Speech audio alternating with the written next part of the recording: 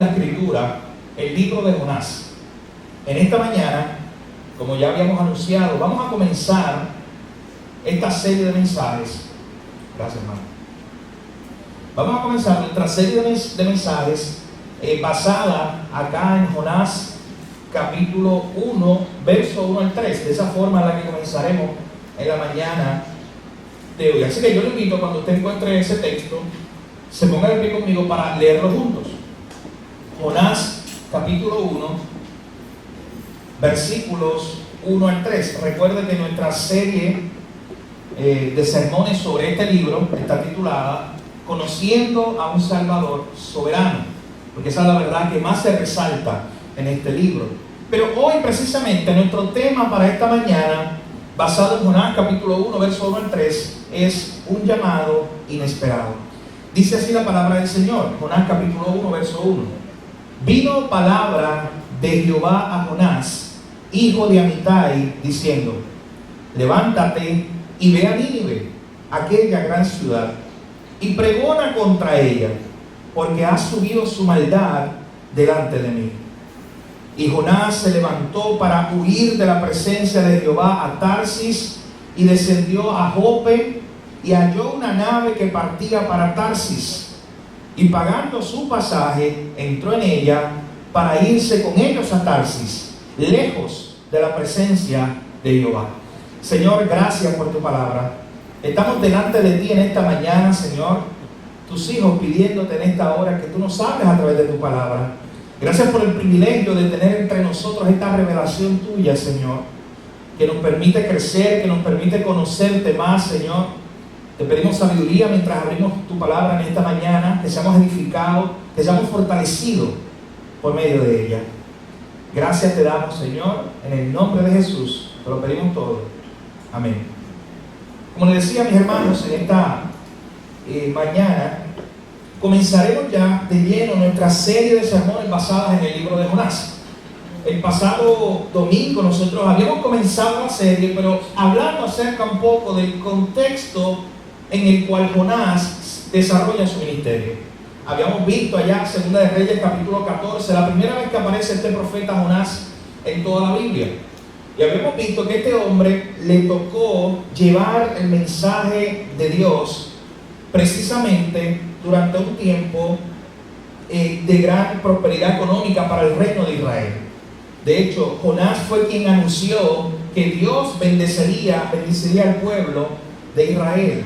Así que eso es lo que habíamos visto, cómo ya Jonás había aparecido en el contexto histórico simplemente como un profeta obediente, como un profeta al cual Dios le dio un llamado y él estuvo dispuesto a hacerlo.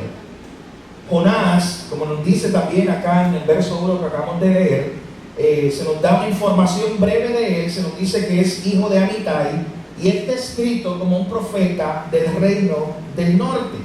De hecho, esto hace probablemente a Jonás el primero de los profetas después de Eliseo y Elías. Después que Dios utiliza a Elías y a su sucesor Eliseo, es probable que el primero de los profetas, antes de Oseas, Amós y por ahí siguen los demás, Isaías, Jeremías, antes de todos ellos, es probable que Jonás sea el primero de esa serie de profetas. Nosotros no sabemos, porque no se nos da directamente una información como en otros libros acerca de quién lo escribió, pero la mayoría de los estudiosos bíblicos están de acuerdo en que fue el mismo Jonás en algún momento que redactó este libro para que quedara para la posteridad lo que Dios había hecho en su vida. Probablemente fue escrito a mediados del siglo VIII antes de Cristo. Por eso le decía que Jonás es uno de los profetas más antiguos que nosotros podemos estudiar. De hecho, este libro, que es parte de los profetas menores que aparecen ahí en la Biblia, es un libro, mi hermano, que en muchas ocasiones conocemos desde niño, porque desde niño se nos cuenta la historia de Jonás y la famosa ballena, que vamos a hablar más de eso cuando lleguemos allá.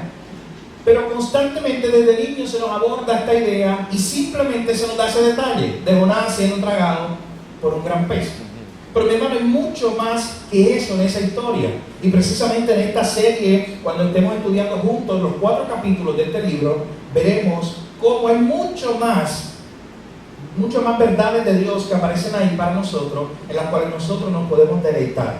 Veremos cómo este libro destaca el tema de la justicia de Dios. Este libro destaca el tema de la soberanía de Dios y de su misericordia.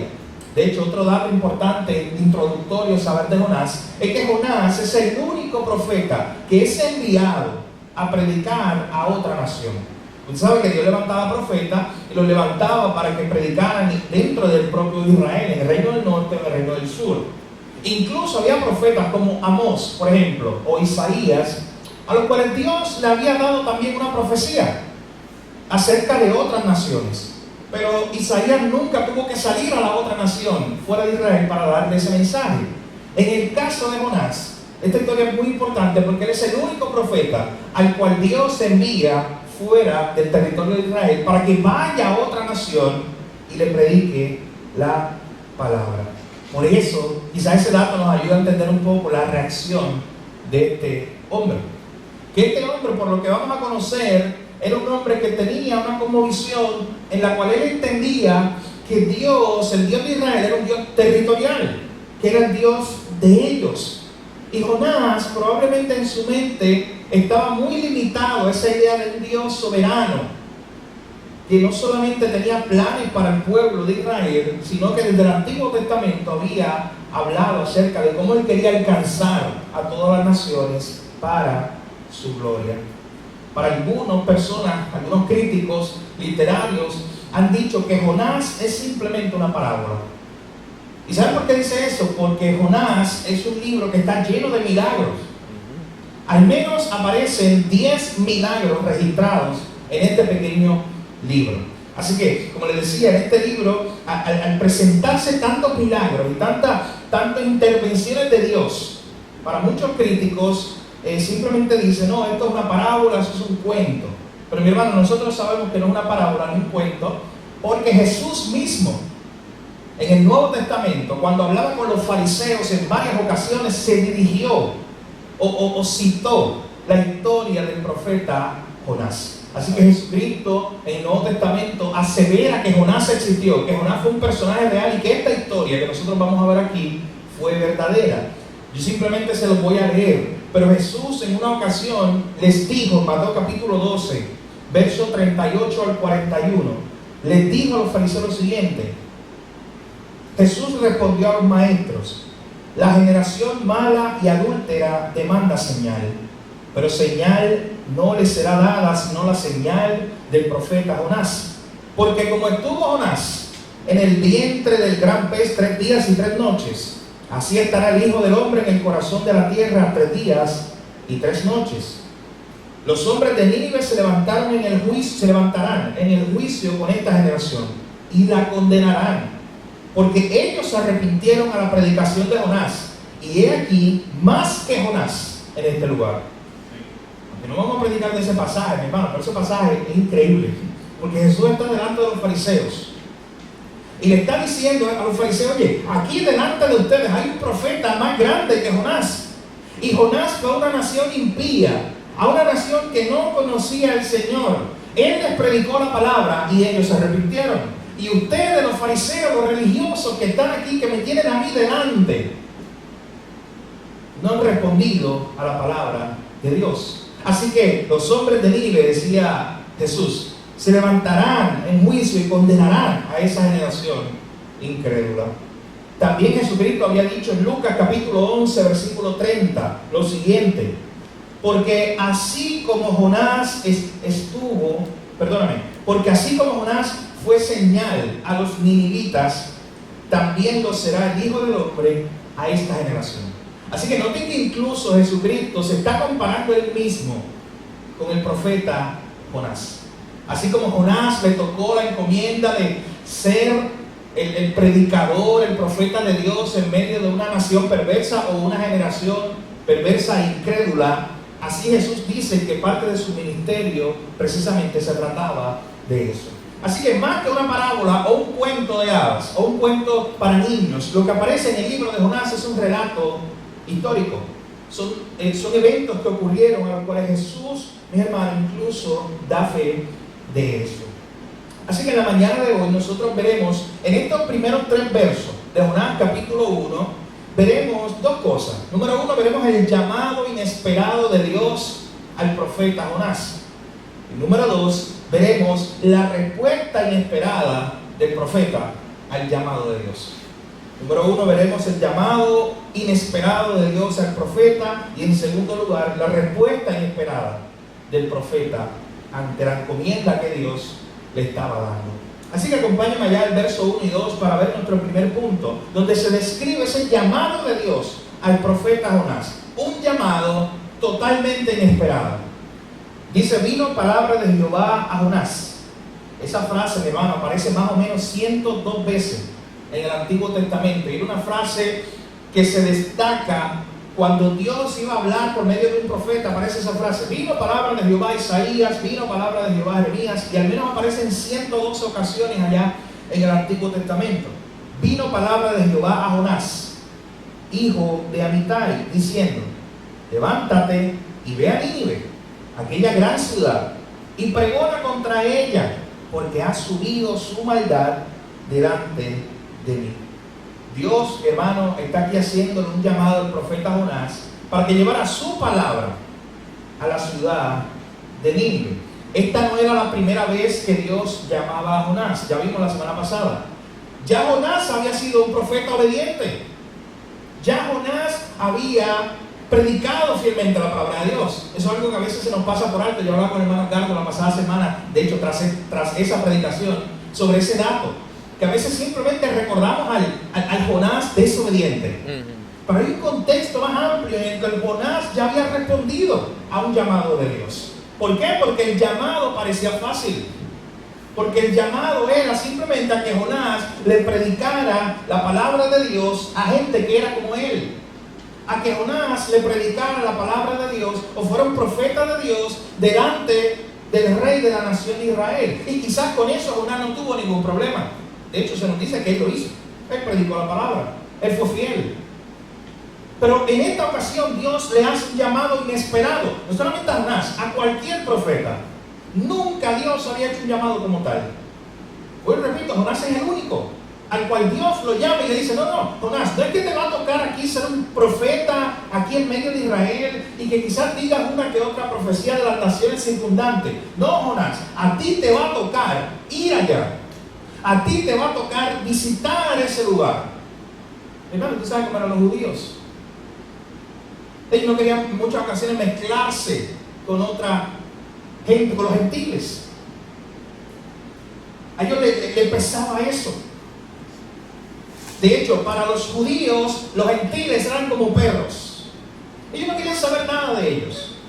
Pero Dios de antemano, mi hermano, había tenido un plan de que Dios también habría de alcanzar a los gentiles para su gloria.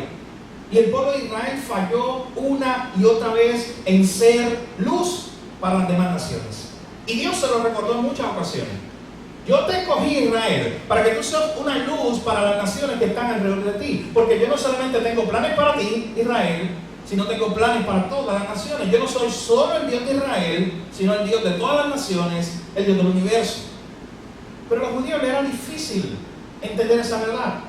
E imagínense usted cuando Jonás recibe por segunda vez en esta ocasión un llamado de Dios, pero ahora no es para ir a predicar en su propia tierra. Ahora es para ir a una ciudad gentil, a una ciudad pagana. Hermano, y no era cualquier ciudad. Nínive era una importante ciudad del imperio asirio. Nínive, en este momento en el cual Jonás va a ir a visitar la ciudad, no era la capital todavía, pero 50 años después, más o menos, de que Jonás predicó, Nínive se convirtió en la capital de Siria. Así que era una ciudad muy importante, era una de las provincias más ricas, pero era una ciudad que se caracterizaba, como nos dice otro de los libros de la Biblia, el libro de Nahum, era una ciudad que se caracterizaba por la maldad y por la idolatría.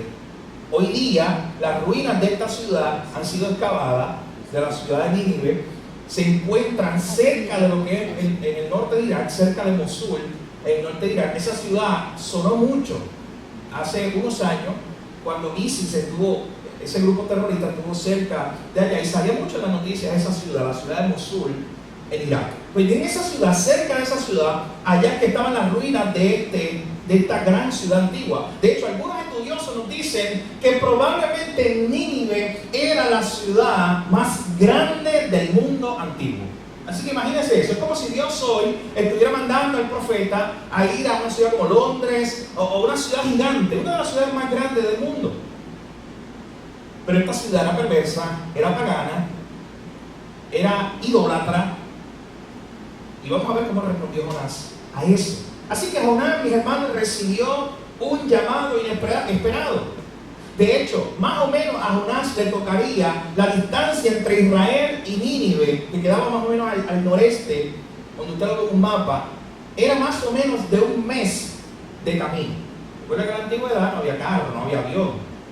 Así que él tenía que caminar o ir en algún medio con un animal de carga.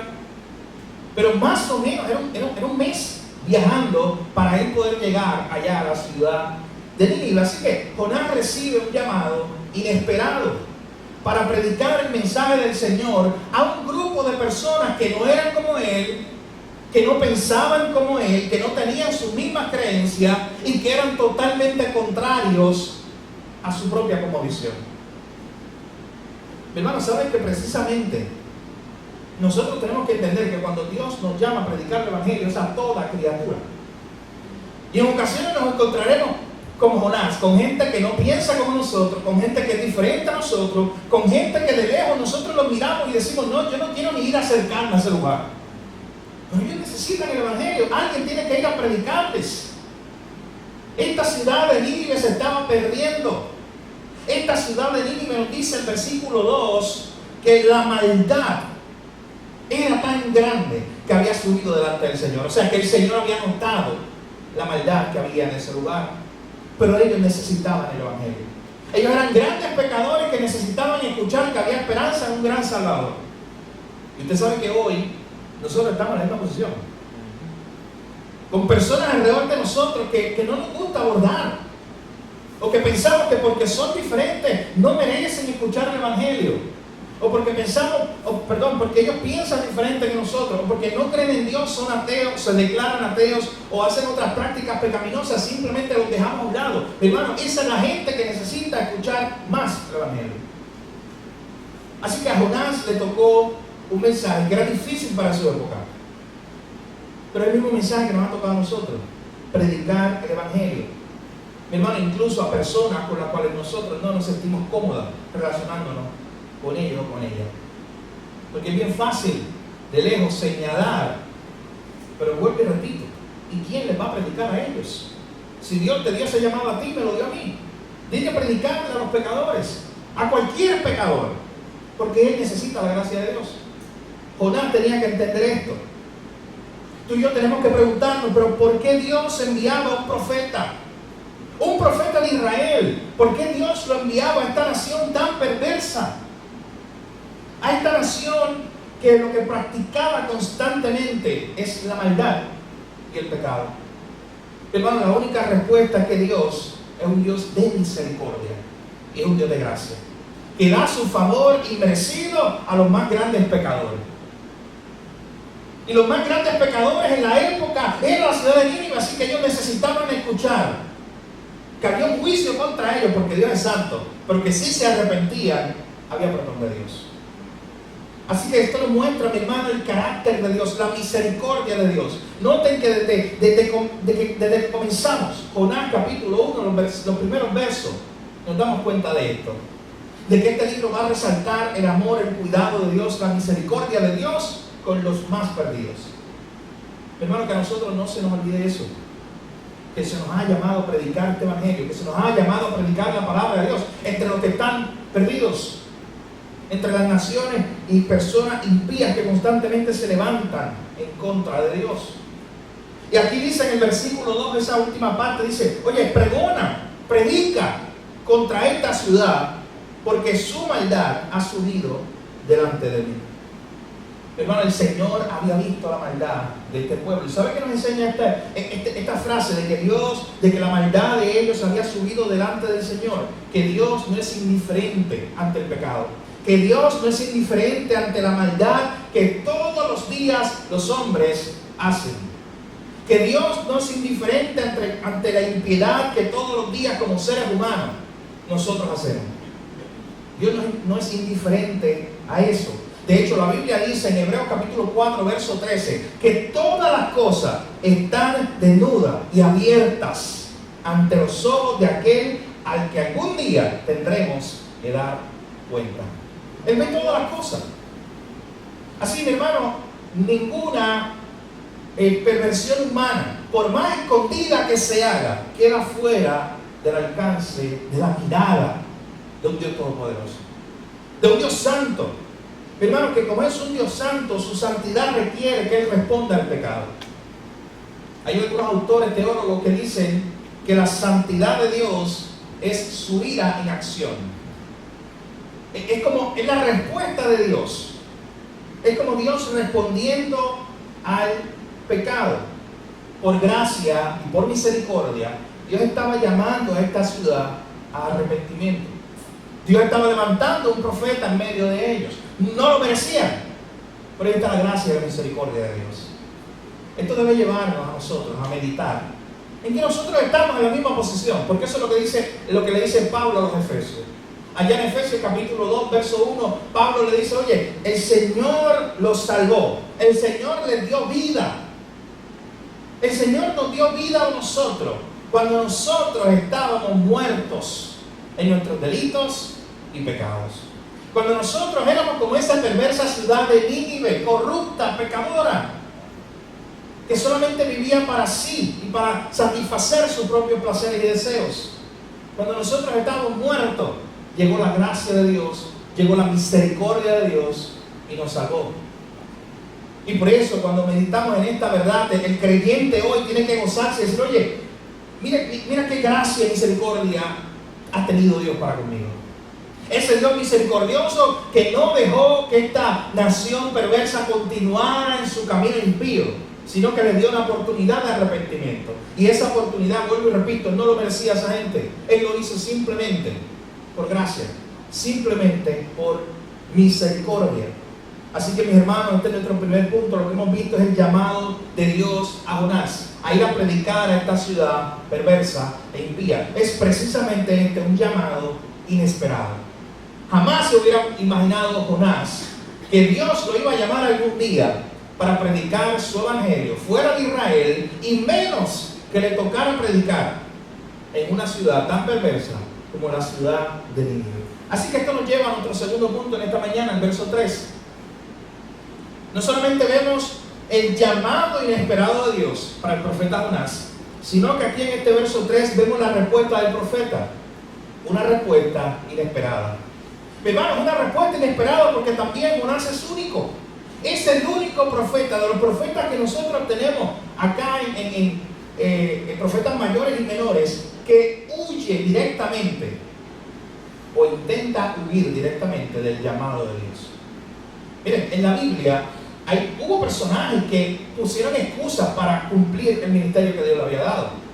Por ejemplo, en Éxodo capítulo 3, usted ve cómo Moisés puso al menos 5 excusas para no hacer lo que Dios le había mandado hacer.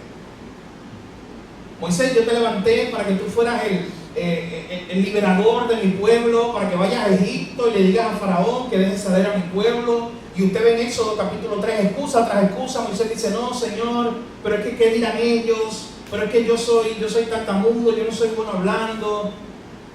Y da excusa tras excusa para no cumplir con la misión de Dios. Hasta que el Señor lo redarguye. Y luego Moisés, usted sabe el resto de la historia. Él va y cumple el llamado de Dios. También le pasó en cierta manera a Jeremías. Jeremías, cuando usted está estudiando el texto bíblico, hubo un momento donde él quiso rendirse, pero también él se arrepintió de eso. De hecho, desde el mismo inicio del profeta Jeremías, en el capítulo 1 de Jeremías, usted ve que Dios lo llama para que él fuera un profeta. Y él dice, Señor, pero que yo no sé hablar porque yo soy un niño. Esa fue la primera respuesta de Jeremías. Así que sí hubo excusas o intentos, pero no fueron de tal manera tan grave como lo que hizo Jonás. Jonás es único. Es el único, mi hermano, profeta que hace esto, que fue tan atrevido. Miren lo que él hace, dice el versículo 3. Y Jonás se levantó. Dios le había dicho, levántate y ve a Nínive. Dice el verso 3. Y Jonás se levantó, pero no para ir a cumplir el llamado de Dios a ir a esta ciudad perversa a predicarle un mensaje del Señor. Jonás se levantó para huir de la presencia de Jehová a Tarsis y descendió a Jope y halló una nave que partía para Tarsis y pagando su pasaje entró en ella para irse con ellos a Tarsis, lejos de la presencia del Señor. Yo quiero leer este versículo 3 en la Nueva Traducción Viviente, escúchalo bien. Entonces Jonás se levantó y se fue en dirección contraria para huir del Señor. Descendió al puerto de Jope, donde encontró un barco que partía para Tarsis. Compró su boleto, subió a bordo y se embarcó rumbo a Tarsis con la esperanza de escapar del Señor. Esa era la esperanza del profeta Jonás. Escapar del Señor, no saber de Él, no saber de su llamado, no tener que Él ser el instrumento para ir a esa nación perversa a predicarle la palabra de Dios. Y es interesante, mi hermano, porque el profeta no responde en esta ocasión como había respondido antes con obediencia. En esta ocasión Jonás entendía, mi hermano, que los habitantes de esa ciudad perversa no merecían recibir la misericordia de Dios. Y esto es un paréntesis, pero un punto de aplicación muy importante. Pide a Dios que guarde tu corazón de señalar a personas y decir, no, esa persona no merece el perdón de Dios, o esa persona no merece la gracia de Dios. Pablo dijo, yo era el más grande de los pecadores, el más grande, no hay otro pecador más grande que yo, decía Pablo, y yo recibí la misericordia de Dios, así que todos pueden recibir gracia, todos pueden recibir misericordia.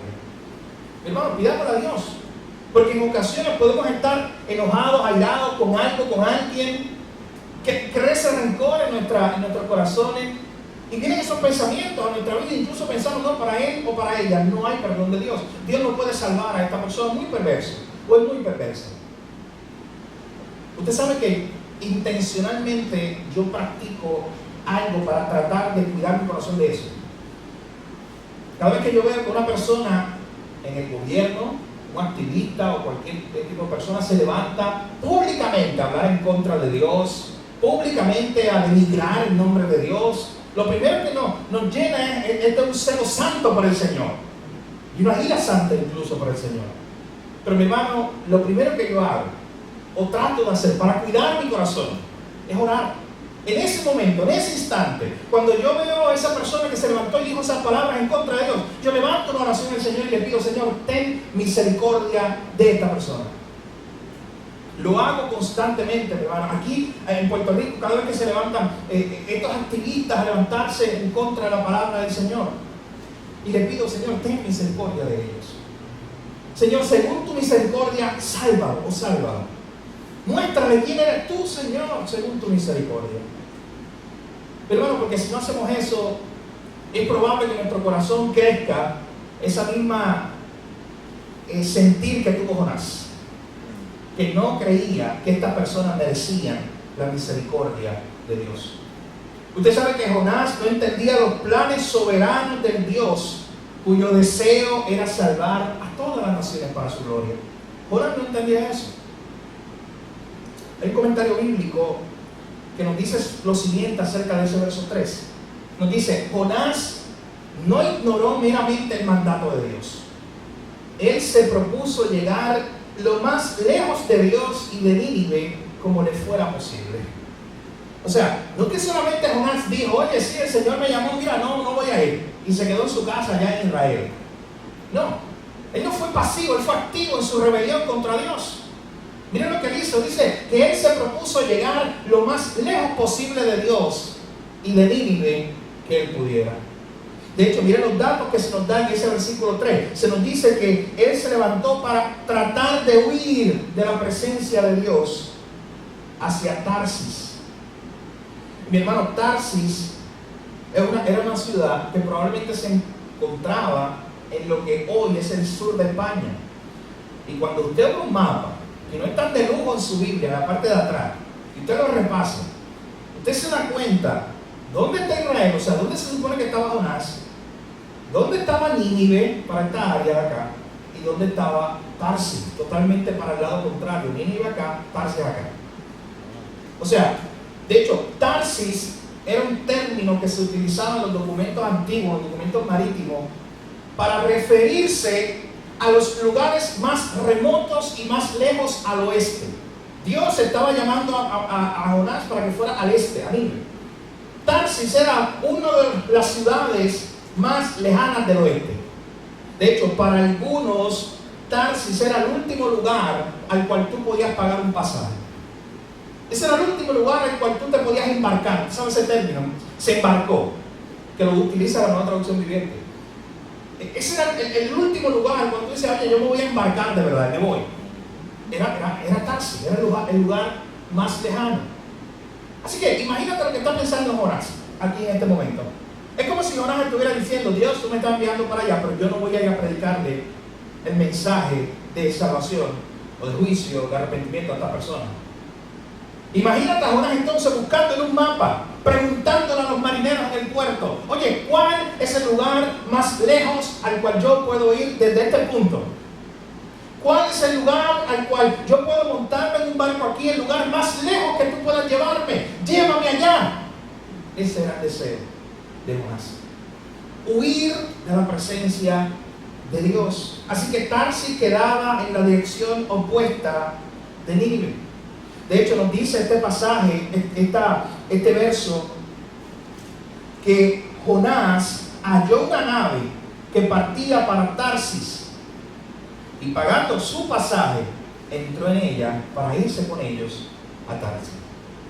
Hermano, en ese tiempo no existía transporte marítimo para las personas. En ese tiempo el único transporte marítimo que existía era para el comercio. No había tal cosa como hoy existe la lancha de Catania o la lancha que va a Culebra y que lleva gente de un sitio a otro, que se dedica a eso. O los ferries que en muchos países existen, que solo se dedican, o su función principal es llevar gente. En la época antigua, cuando se está narrando esta historia de Jonás, no existía tal cosa. De hecho, ni en el Nuevo Testamento. Usted ve cuando, por ejemplo, Pablo lo monta en un barco para llevárselo, no era un barco simplemente de pasajeros, era un barco comercial. Y la gente lo que hacía era ir al puerto, averiguar qué barco salía, ellos pagar un pasaje, pagar una cantidad, negociar con el capitán para decirle, oye, ¿tú me dejas estar en este barco? Porque yo voy a ir a tal ciudad. Ellos negociaban, entonces cuando llegaban a otro puerto, allí se montaban en otro barco comercial y así hasta que llegaban a su destino. Porque no existían los barcos para personas. Así que lo que está haciendo Jonás es yendo al puerto. De hecho, se nos dice que es el puerto de Jope, el puerto más importante de Israel, de Judá en esa época. Interesante. Y es como una ironía geográfica lo que ocurre aquí. Porque Jonás está en Jope, planificando su huida del llamado de Dios. El llamado de Dios para Jonás, ¿cuál era? Ir a predicarle a los gentiles. Y él está en Jope, planificando su huida. Hermano, cuando tú abres el Nuevo Testamento y te encuentras el libro de Hechos, hay una historia muy fascinante de Pedro. Y se nos dice que Pedro en una ocasión estaba allí en la misma ciudad, en el mismo puerto, allí en Jope. Pero era todo lo contrario. Miren la ironía. Pero eso lo hace el Señor. Porque allí en Jope fue que Dios se le apareció a Pedro para decirle, Pedro, mata y come. Pedro, tú tienes que predicarle este evangelio también a los gentiles. Así que fue como todo lo contrario. Mientras Jonás estaba en Jope para huir de su llamado a predicarle a los gentiles, cientos de años después, fue allí en la ciudad de Jope donde Dios le dijo a Pedro, Pedro, tú tienes que predicarle a esta gente. Tienes que predicarle a los gentiles. Y de ahí de Jope, él salió a predicarle a Cornelio. Usted quizás sabe ya la historia. Así que él fue a Jope, nos dice el texto que él halló una nave y preguntó, literalmente tiene que imaginarse a Jonás preguntando cuál es el barco que llega más lejos. A Tarsis, pues allá, apúntame ahí, yo quiero ir. Pero no tenía el detalle, mi hermano. Se nos dice que él pagó su pasaje. Y hay varios comentaristas bíblicos que nos dan un dato interesante del contexto histórico de cómo ocurría este evento. Y de la fraseología que se usa ahí, en esa frase de pagó su pasaje. Hermano, ¿saben qué? Muchos comentaristas dicen que es probable que Jonás haya fleteado un barco comercial para huir de Dios. O sea, esto muestra entonces el desespero de este hombre. Porque recuerden que el barco se tenía que llenar. Pero imagínate a un Jonás desesperado, diciendo, no, ¿cuánto es? Yo tengo que huir al lugar más lejano. Dime ahora cuánto es y yo te lo pago todo. Hermano, Jonás probablemente dejó allí todos sus ahorros, todos sus recursos. Porque él entendía que de esa manera él podía resolver su problema con Dios para siempre. Era huir de Dios. Así que él va a ese lugar, probablemente paga el barco completo para que por fin el barco saliera huyendo o tratando de huir del Señor. De hecho, esa última línea se nos enfatiza lo que Jonás quería hacer. Esa última línea se nos dice que al final de cuentas lo que Jonás quería hacer era huir lejos, lo más lejos posible de la presencia de Dios. Jonás estaba dispuesto a huir del Señor, gastando todos sus recursos para no cumplir su llamado, o al menos eso creía él que podía hacer. Hermano, el intento de Jonás, expresado en este pasaje para huir de la presencia del Señor, es totalmente contrario a lo que había dicho el salmista David allá en el Salmo 139. Y permítame leerle esta verdad, que era muy importante que Jonás la entendiera. Salmo capítulo 139, versículos 7 al 13. ¿A dónde me iré de tu espíritu?, preguntaba el salmista. ¿Y a dónde huiré de tu presencia? Si subiese a los cielos, allí estás tú. Y si en el Seol hiciera mi estrado, he aquí, allí tú estás. Si yo tomara las alas del alba y habitara en el extremo del mar, lo que quería hacer Jonás, habitar en el otro extremo del mapa, aún allí me guiará tu mano y me asirá tu diestra. Si yo dijere, ciertamente las tinieblas me encubrirán, como que me voy a esconder para que Dios no me vea. Dice el texto, aún la noche, aún en la tiniebla, resplandecerá alrededor de mí, porque aún las tinieblas no cubren de ti. Y la noche resplandece como el día. Señor, para ti lo mismo te son las tinieblas que la luz, así que de ti no puedo esconderme. Mi hermano, Jonás tenía que entender esta verdad. Y vamos a ver progresivamente la manera en que él fue entendiendo este principio. Él no lo entendía en este momento cuando Dios lo llamó y quiso pagar su pasaje para el último lugar lejano al cual él pudiera huir del llamado de Dios. Hermano, Jonás intentó infructuosamente huir de la presencia de Dios, número uno. Y segundo lugar, huir del llamado de Dios. Y aunque es un principio que vamos a destacar más adelante cuando veamos la historia completa, la narrativa completa del libro, es importante que hoy, mi hermano, nosotros entendamos claramente en el primer sermón de Jonás que no puedes huir de la presencia del Señor. En segundo lugar, que no puedes huir del llamado de Dios a tu vida. Y es importante que recalquemos esto. E incluso si tú estás aquí, nos estás escuchando y no conoces al Señor, pero el Señor ha estado llamando, el Señor ha estado de una u otra forma. Tú has estado expuesto a la predicación del Evangelio, pero sientes en tu corazón que estás huyendo y piensas que te has salido con la tuya. No, mira, ni Dios me coge, yo estoy escondido de Dios. Hermano, aquí te invito a estar conectado a esta serie de Jonás, porque te vas a dar cuenta que en el lugar más remoto que tú te escondas, ahí te encontrará Dios. Que no hay lugar, el salmista después acá decía, mira, yo me puedo esconder aún en las tinieblas, pero es que para ti las tinieblas son como nada, porque tú eres luz. Hermano, no hay un lugar que nosotros nos podamos esconder de la presencia del Señor. Y usted sabe que eso es lo que hace el pecado, tratar de llevarnos a escondernos de la presencia de Dios. De hecho, fue la primera o una de las primeras manifestaciones del pecado cuando entró. Usted ve en Génesis capítulo 3. Antes de eso, Dios estaba con Adán y Eva y caminaba y tenía una relación abierta. Pero cuando entra el pecado, en Génesis capítulo 3, lo primero que hace Adán y Eva, cuando se dan cuenta que Dios estaba allí entre ellos, ¿qué fue? Esconderse. Tratando de esconderse de la presencia de Dios. Pero a ellos les fue infructuoso. Hebreos 4:13, todas las cosas están abiertas delante de sus ojos. Hermanos, no podemos huir de Dios. Y en segundo lugar, no podemos huir de su llamado. Así como Jonás, Dios le dio un llamado, Dios le dio una encomienda y trató de huir de su llamado. Quizás en ocasiones nosotros entendemos como creyentes ya que Dios nos está llamando, que Dios nos está moviendo a algo. Pero hace rato, hace tiempo estamos huyendo. Yo desde ya te adelanto algo del mensaje de los próximos domingos. A través de un barco o a través de una ballena, pero tú y yo siempre vamos a llegar a cumplir al llamado que Dios nos ha dado. Jonás tenía que entender esa verdad. Que el Señor nos ayude, mi hermano, a guardar nuestros corazones, como le decía, porque en ocasiones lo que entendemos que Dios nos está llamando a hacer, a veces no lo hacemos porque decimos, no, es que, excusa, o no estoy preparado, o esa gente, ¿cómo que yo le predique el evangelio de Dios a estos vecinos perversos? ¿O cómo es que yo le predique el evangelio de Dios a este familiar que ni me ha llamado hace años o que tenemos una relación rota? ¿Cómo es que Dios tú me estás mandando a eso? No, yo no voy a ir a hacer eso. Hermano, no podemos huir del llamado de Dios. De hecho, ya terminando, esa primera línea que decíamos, de que no podemos huir de la presencia de Dios. Lo que debemos hacer es huir, salir corriendo a la presencia de Dios. No de la presencia de Dios, porque es imposible para nosotros.